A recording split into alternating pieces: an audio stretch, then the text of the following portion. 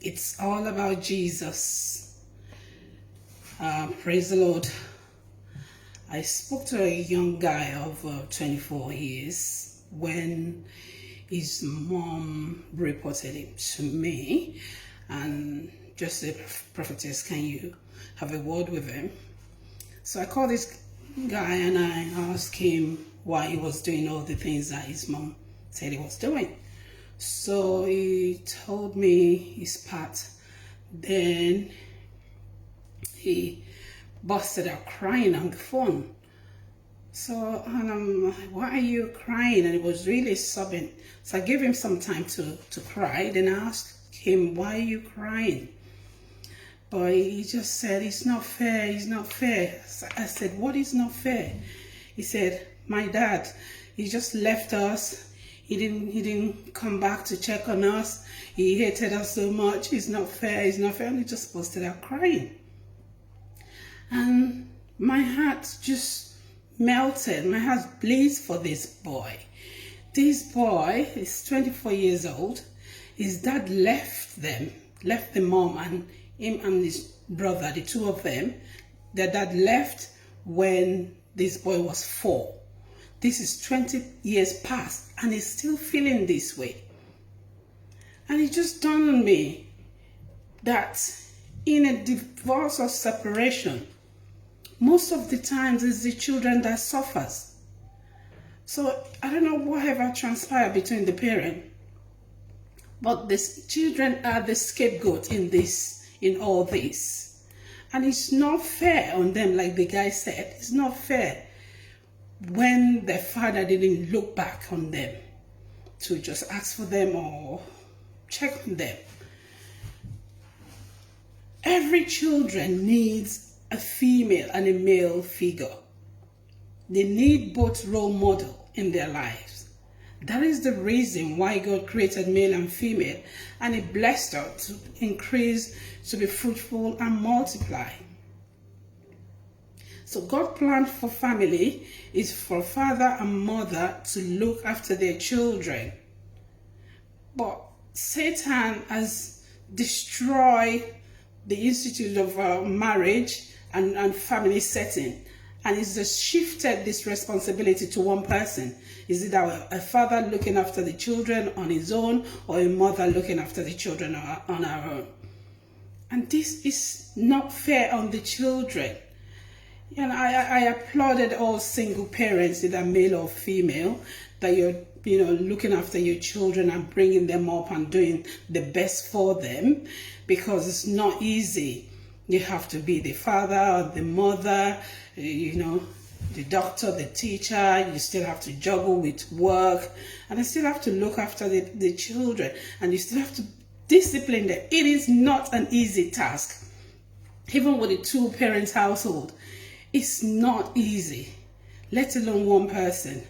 And this boy is hurting. 20 years later, he's still feeling this. And you can feel the resentment, the anger, the hurt.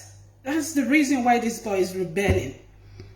And it's really dawned on me that it is very important that when there is a separation, the other parents should look back, especially the fathers. Yeah, they should look back, because the responsibility of bringing up the family is given to the father. The mother just meant to support. Yes, as a woman, we just carry the baby and feed the baby when we give birth to baby. But fathers have to discipline the children. Everything that was addressed concerning family relationship in the Bible was addressed to the father. Father has to be the disciplinarian. He has to be there for the children. And the reason why all our children, especially our young men, they are rebelling and joining gangs and all that, is because they need the presence of a father. They need a father figure in the house. They need a role model. And because they are lacking this role model in the house, they're lacking the love of a male figure, they go out there seeking. And that's why they become a victim for all these gangsters who groom them, for drug dealers, for terrorists, to become a prostitute. for pimps. They groom them. They groom them, they gain their trust. They give them gifts. So the children then kind of begin to build the trust in them and love them.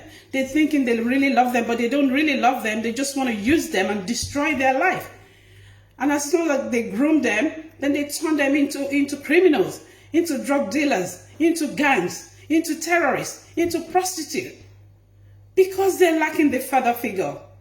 And these children, they don't want to say no because they feel indebted to them. Oh, this guy has been looking after me. I don't have a father who's looking after me. He's been giving me gifts. Or I have to do what he wants me to do.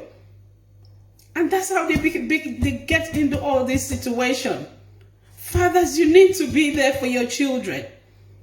You need to be there. The responsibility is given to you. The book of Ephesians, chapter 6, verse 4 say, "And you fathers, do not provoke your children to wrath, but bring them up in the training and admonition of the Lord." He was addressing the fathers. You need to be there for your children. Your job as a father, this is the role God gave you, husband, to love your wives and to discipline your children. But some fathers, they discipline their wife that they should be loving. But that is not what God asked you to do. You need to be there for these children. You need to be there because they are really hurting. This is 20 years on and this guy is still feeling this way. Because they're lacking. The book of Psalm 127, verse 3 says, "Behold, the children are heritage from the Lord. The fruit of the womb is a reward. Like a arrow in the hand of the warrior, so are the children of one's youth. Happy is the man whose house is full of them. They shall not be ashamed." Is the man. Everything is always referring to the man. Because you are the head of the household. God is putting all this responsibility onto you to be there for your children and to be there for your wife. You don't have to shift that responsibility. I know some circumstances that there is a separation or divorce. But when you divorce your wife, you don't divorce your children. When you separate from your wife, please don't separate from your children. These are your children. They're part of you and part of the woman. Do not become an absent father. Because if you're not there for the children when they're young, they will not be there for you when you are old. It's not automatic. This is a law of karma. You can't just be absent and say, oh, this is what African men will say, or when the child grow up, he will know his parent. No, he will know his father. He won't, because you will be a stranger then. There's so many children that are getting married and their biological parents are not there. There's so many children that are graduating and their parents are not on the list of their guests. So don't sit there and think, oh, when he wants to get married, he will look for me when he wants. No, he won't look for you because you will be a stranger. You need to take your responsibility seriously. You cannot just be an absent father. You cannot just be a sperm donor. It is not fair for these children. Yeah, God has a plan for them, regardless of your situation. Don't use money as an excuse. Your financial constraint, don't use that as an excuse. Because, I tell you what, the children are happier with a poor father who is there with them all the time, who is there to care for them and support them. They will be more happier with you than a rich father who just send them money and not there. Because it's the memories that they will have of you. It's not the money. Just give them what you can afford. They will be happy. Drinking water and bread with you 3 times, they will, with love. You can't just ignore them just because you separate with your wife. It is so unfair on these children, and this is why most of them are rebelling, and their destiny has been destroyed. Because they're hurting inside, they're angry, especially the male children. They need their fathers to be there. I remember I have 3 of my children are boys. And I remember when they were young, and when they do anything, as soon as I mention, okay, I'm going to tell your dad, they will just be running, Mom, I'm sorry. Or sometimes when my husband is not home and they did something, and I would just take my phone and pretend as if I'm calling him and we say, oh, hello, you see so person, he has done this and this. And they will be begging me. So you need to be there. So it's so important. And I cannot imagine bringing the three boys up without their father. It's just the mention of his name alone. And to be honest, my husband is not even a violent person. He's very quiet. Even I am more of the disciplinarian, because I'm talk. They say mom is always talking, shouting. But my husband is very calm. All he does is talk. He will call them, talk to them. They won't eat for 2 days. So they don't even like me reporting them to their dad. So imagine if he's not there. I'm just thinking, how will I be able to manage? You need to be there for these children. You need to be there. If you're not there, that means you have failed your God-given responsibility. You have failed. Because the first responsibility God gave you is to look after your family. If you don't do it, then you have failed God. You have failed the children. You have failed God as well. And you have a lot to answer to God. Because He gave you a gift. And what you did with that gift is important to Him. You need to nurture the gift. You need to care for them. The book of 1 Timothy chapter 5 verse 8 said, but if anyone does not provide for his own, especially for those of his household, he has denied the faith and is worse than an unbeliever. You are worse than an unbeliever. If you don't provide for your children, if you're not there for them, you have to be there for them. You have to be able to lead them and guide them.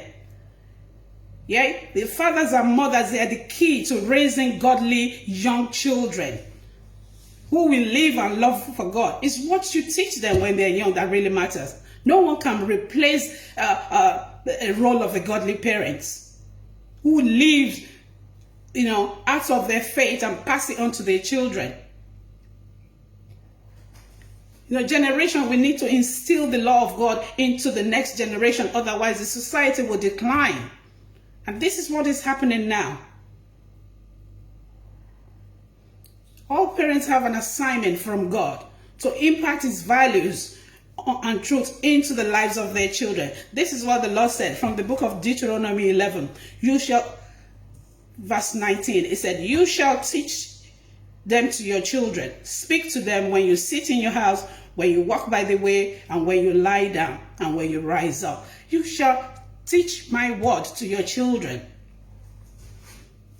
So if you're not there, how are you going to teach them? The book of Hebrews chapter 12 said, if you endure chastening, God deals with you as with son. For what son is there whom the father will not chasten? You have to be there to chasten your child. You have to be there to discipline them. It is very important. There could be conflict. I know as a woman that some women, they can be very difficult and insensitive to your feelings.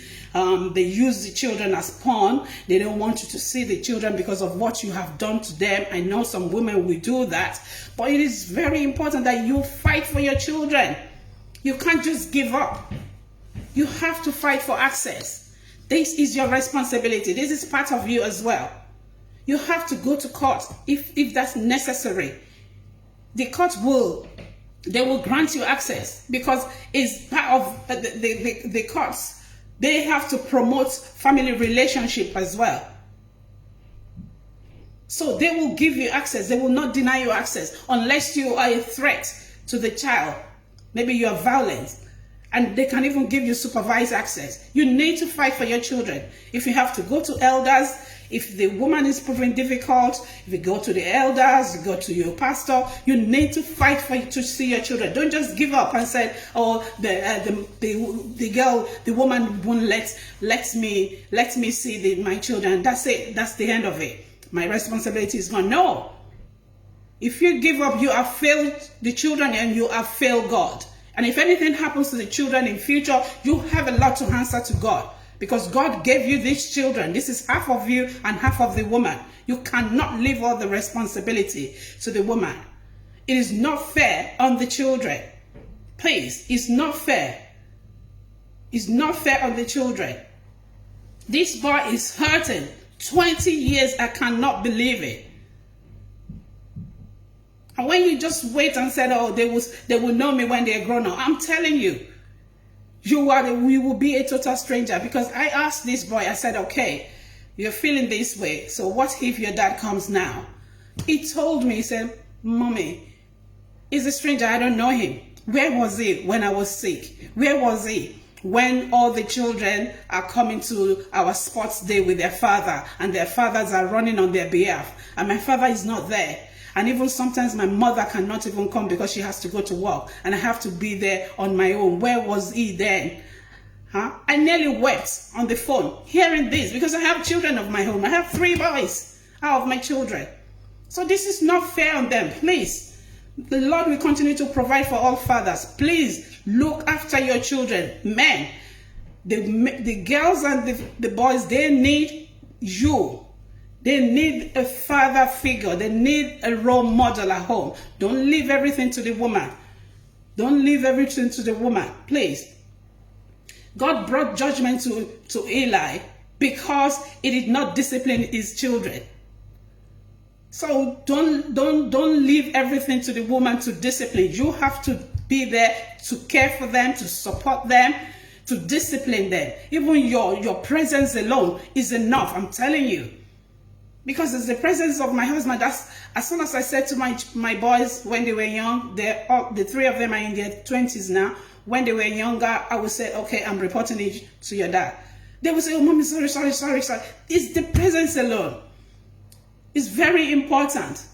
The book of Proverbs, chapter 10, verse 1 says, a white man makes a glad father, but a foolish son is the grief of his mother. Yes, you need to be a wise man. You need to be wise, please.